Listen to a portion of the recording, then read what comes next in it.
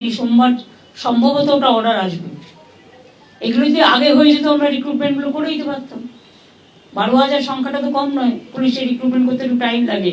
তাও আমি বলেছি বেশি টাইম না নিয়ে ডাক্তাররা যেমন আমি এখন অ্যালাউ করে দিয়েছি, যারা পিজিটি করে মনে করুন বা এমএস করে এমডি করে নানা রকম আছে, তো তারা ডাব্লিউবি মানে ইন্টার্ন করবার পর তাদের আমি বলেছি তারা পড়াশোনাও করবে, আবার তারা চিকিৎসাটাও করবে, সেরকম পুলিশের ডিউটিও করবে, আবার ট্রেনিংটাও নেবে।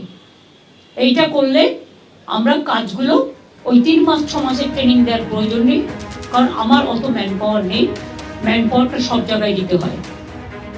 অর্থাৎ 12,000 শূন্য পদে নিয়োগের ঘোষণা করছেন মুখ্যমন্ত্রী মমতা বন্দ্যোপাধ্যায়। পুলিশে এই 12,000 নিয়োগের ঘোষণা করছেন এবং তিনি বলছেন যে ইন্টার্ন চিকিৎসকদের মতো পুলিশও ডিউটির সঙ্গে ট্রেনিং করবে। 3 মাস 6 মাসের ট্রেনিং দেওয়ার প্রয়োজন নেই বলে বলছেন মুখ্যমন্ত্রী মমতা বন্দ্যোপাধ্যায়।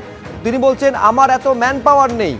মুখ্যমন্ত্রীর এই মন্তব্য এবং 12,000 পুলিশের একেবারে নিয়োগ এবং একই সঙ্গে ডিউটির সঙ্গে ট্রেনিং করা, তা নিয়ে কি বলছেন প্রাক্তন পুলিশ কর্তা সলিল ভট্টাচার্য, দেখুন। এটা তো এরকম ভাবে হয় না, কারণ পুলিশের যে ট্রেনিংটা হয় পুলিশ ট্রেনিং কলেজে হয় বা পুলিশ ট্রেনিং স্কুলে হয়। যারা অফিসার সাব ইন্সপেক্টর হিসেবে রিক্রুট হয় তাদের 1 বছর রিগোরাস ট্রেনিং হয়। যারা কনস্টেবল হিসেবে রিক্রুট হয় তাদের 6 মাস মিনিমাম তাদের ট্রেনিং হয়। সুতরাং তারা ওরকম ভাবে ট্রেনিংও করবে, তারপরে ডিউটিও করবে, এগুলো হয় নাকি? পুলিশ ট্রেনিং স্কুলে হয়, পুলিশ ট্রেনিং কলেজ যেটা ব্যারাকপুরে সেখানে হয়। এটা কি সোজা কথা নাকি? তার মানে কি তার মানে তো তাদের ট্রেনিং বা লেসন শিক্ষাটা জিওপার্টাইজ হয়ে যাচ্ছে। তারা তো ভুল প্রশিক্ষণ পাচ্ছে। তাদের যদি প্রশিক্ষণই না হয় তাহলে তো তাদের